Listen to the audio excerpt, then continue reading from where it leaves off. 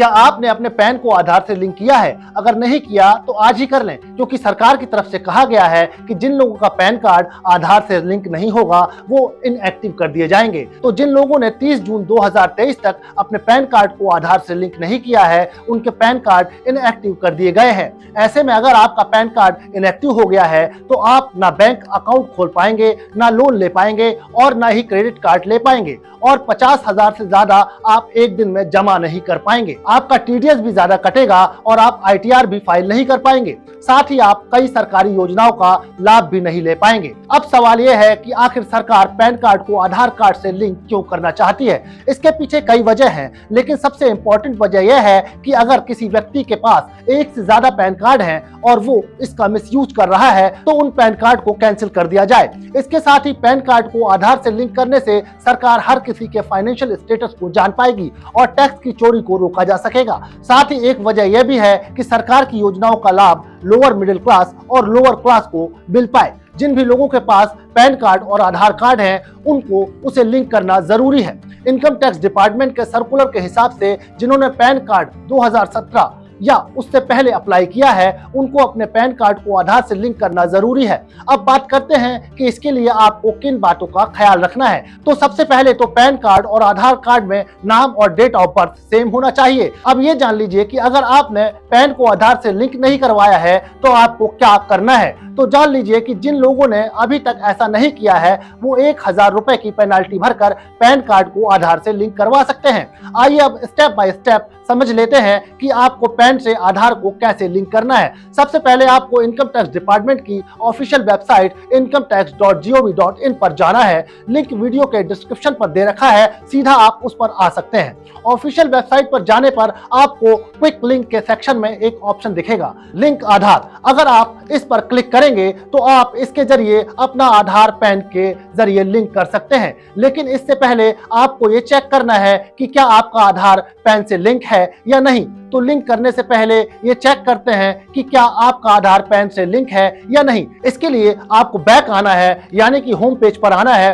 और quick link के section में ही आपको एक ऑप्शन दिखेगा, लिंक आधार स्टेटस। आपको उस पर क्लिक करना है। ऑप्शन पर क्लिक करते ही एक नया पेज ओपन होगा जिस पर आपको अपना पैन नंबर और आधार नंबर डालना है और इसके बाद व्यू लिंक आधार स्टेटस पर क्लिक कर देना है। जैसे ही आप उस पर क्लिक करेंगे आपके सामने एक स्टेटस आ जाएगा कि आपका पैन कार्ड आधार से लिंक है या नहीं। अगर नहीं है तो आपको लिंक आधार वाले सेक्शन में जाना है। वहां आप देख सकते हैं कि अगर पैन को आधार से लिंक करना है तो 1000 रुपए की फीस भरनी पड़ेगी। कुछ लोगों को इसमें छूट है, जैसे कोई एनआरआई हो या फिर जो इंडियन सिटीजन नहीं है, या फिर कोई ऐसा व्यक्ति जिसकी उम्र 80 साल से ज्यादा है, या फिर वो लोग जो आसाम, मेघालय और जम्मू कश्मीर से आते हैं। तो ऐसी स्टेट के लोगों को फीस का पेमेंट करने की जरूरत नहीं है, क्योंकि इनको पैन को आधार से लिंक करने की जरूरत नहीं है। अब आपको लिंक किस तरह करना है वो समझ लीजिए। इसके लिए आपको सबसे पहले अपना पैन नंबर और आधार नंबर डालना है और फिर वैलिडेट के ऑप्शन पर क्लिक कर देना है। इसके बाद आपके सामने एक विंडो ओपन होगी जिसमें आपको बताया जाएगा कि पैन और आधार लिंक करने से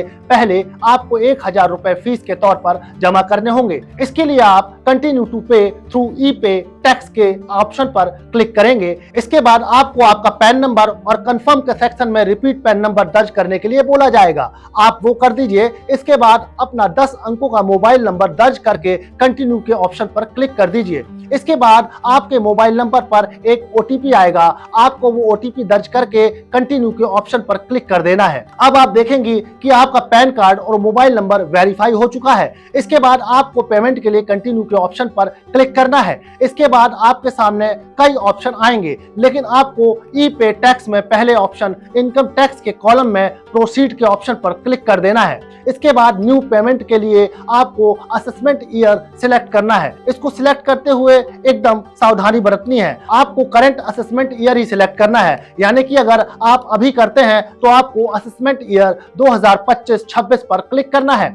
इसके बाद टाइप ऑफ पेमेंट मोड के सेक्शन में अदर रिसिप्ट 500 के ऑप्शन को सिलेक्ट करना है। नीचे की तरफ आपको कई और ऑप्शन देखने को मिलेंगे, तो सब टाइप ऑफ पेमेंट के सेक्शन में आपको पहला option fees for delay in linking PAN with Aadhaar के ऑप्शन पर टिक करके कंटिन्यू पर क्लिक कर देना है। तो आप देखेंगे कि जो 1000 रुपए की लेट फीस है वो कैलकुलेट होकर आ चुकी है। पेमेंट करने के लिए कंटिन्यू के ऑप्शन पर क्लिक कर देना है। इसके बाद पेमेंट मोड को सेलेक्ट करके पेमेंट कंप्लीट करना है, जैसे नेट बैंकिंग, डेबिट कार्ड, पे at bank counter, RTGS, NEFT, payment gateway including UPA and credit card. Payment successful होने के बाद 1000 रुपए की फीस के चालान को डाउनलोड कर लेना है। इसमें आपको BSR कोड भी दिखेगा। आप पेमेंट करने के बाद आपको दोबारा से होम पेज पर आना है। लिंक आधार के ऑप्शन पर फिर क्लिक करके पेमेंट को वेरीफाई कर लेना है। अपना पैन कार्ड और आधार कार्ड नंबर फिर से दर्ज करके कंटिन्यू के ऑप्शन पर क्लिक करना है। 24 से 48 घंटे के बाद आपका पेमेंट वेरीफाई हो जाएगा।